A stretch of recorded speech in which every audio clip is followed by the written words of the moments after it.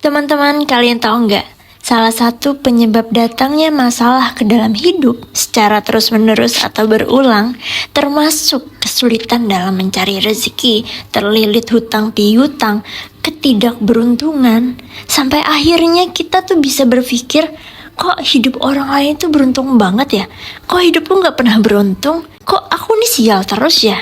Tahu nggak? Salah satu penyebabnya adalah luka batin. Kalian memiliki luka batin. Bener gak? Ya, ada yang sadar, ada juga yang gak sadar bahwa dia memiliki luka batin. Faktanya adalah luka batin bisa menghambat keajaiban-keajaiban datang ke dalam hidup kita. Luka batin bisa menghambat rezeki-rezeki yang seharusnya bisa kita tarik.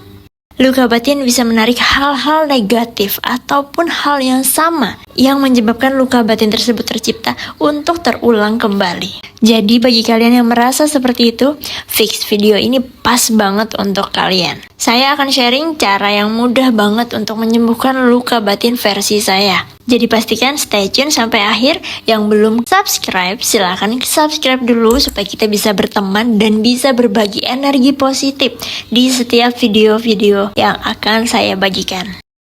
Sudah?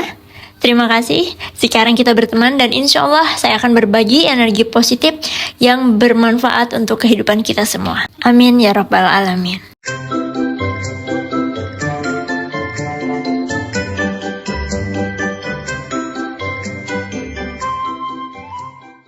Bismillahirrahmanirrahim. Allahumma sholli ala Sayyidina Muhammad wa ala ali Sayyidina Muhammad.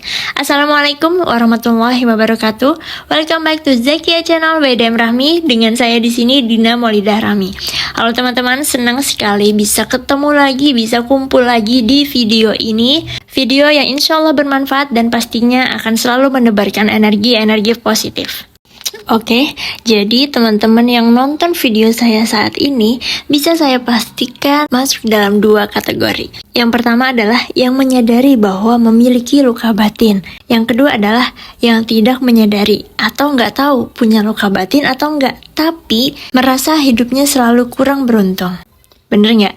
Nah, sebelum saya lanjutkan, saya mau kalian tulis di kolom komentar harapan atau keinginan yang ingin kalian wujudkan, atau dengan kata lain yang belum terwujud sampai saat ini. Ya, kalian tulis seperti biasa. Ingat, nggak boleh pakai kata semoga, jangan pakai kata aku ingin atau mudah-mudahan. Tulis seolah sudah terjadi. Ya, padahal itu adalah keinginan yang belum terjadi atau yang ingin kalian wujudkan, tapi belum terwujud. Dan kalian harus menulis di kolom komentar seolah sudah terwujud.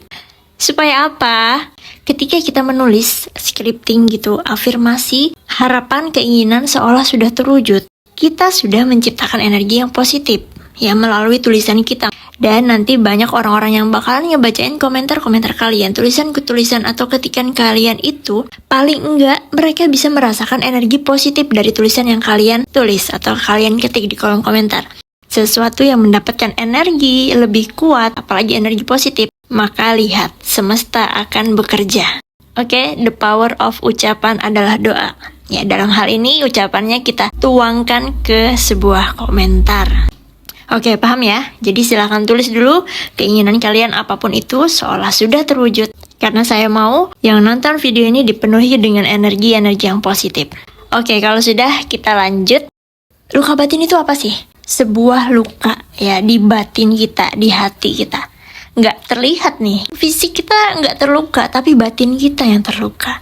Bahkan kalau luka itu membekas sangat dalam di dalam batin kita, itu bisa banget mengganggu ke psikologis kita. Jadi bagi teman-teman yang bingung nih, aku nih punya luka batin atau enggak ya? Aku sudah memaafkan kok semua yang terjadi di masa lalu.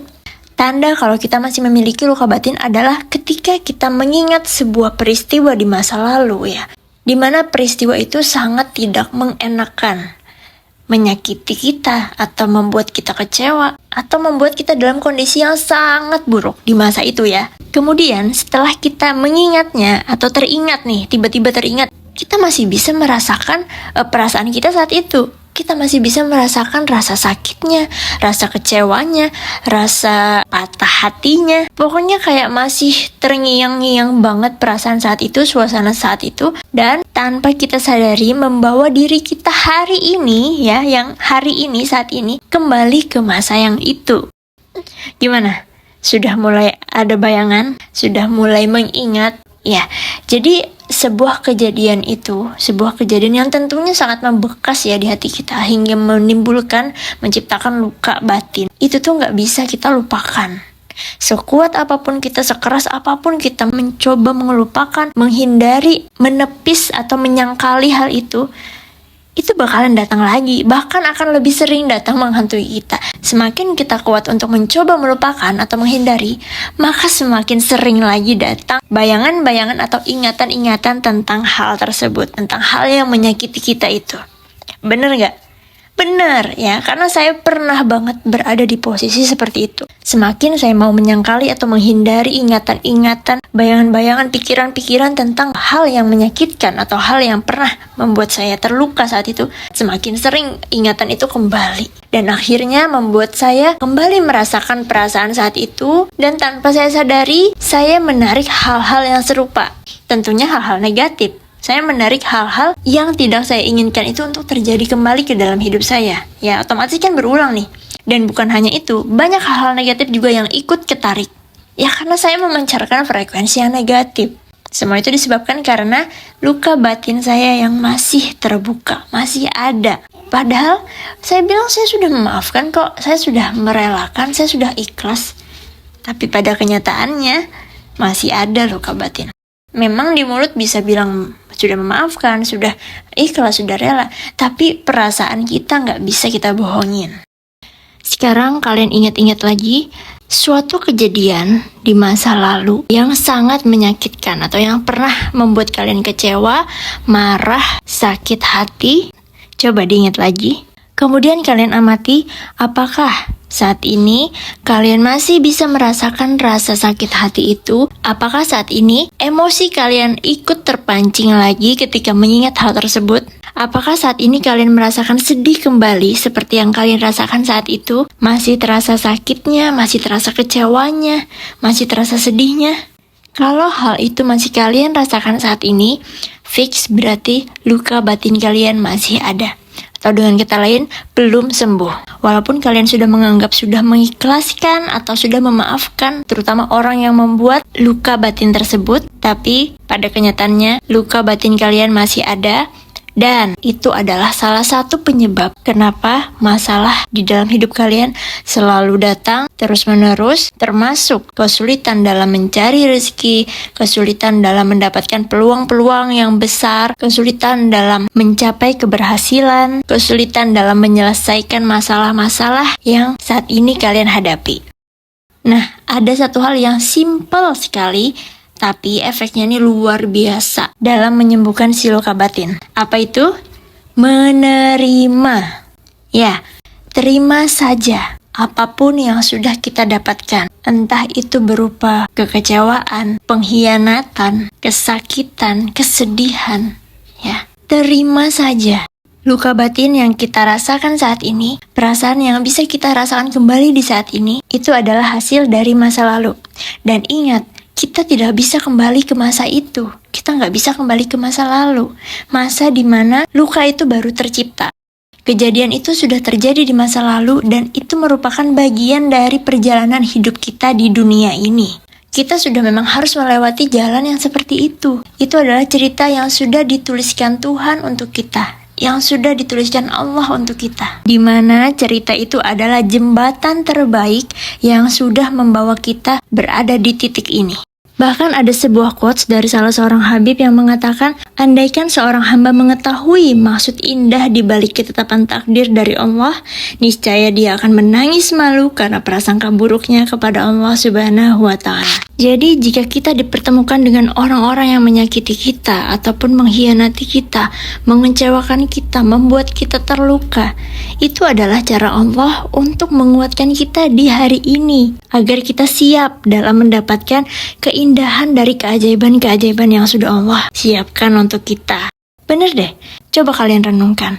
Kalau masa lalu itu tidak terjadi, kita nggak akan sekuat sekarang ini. Kita nggak akan tahu rasanya, maaf ya, dihianati, disakitin, dikecewakan, dibuat terluka. Nah sekarang kita sudah tahu semua rasanya itu, dan kita bakalan lebih siap untuk melangkah menyambut apapun yang akan terjadi di depan kita, gitu loh. Sampai sini masuk akal nggak sih yang saya katakan? Mungkin sebenarnya kita tuh udah tahu ya, yang harus kita lakukan adalah menerima.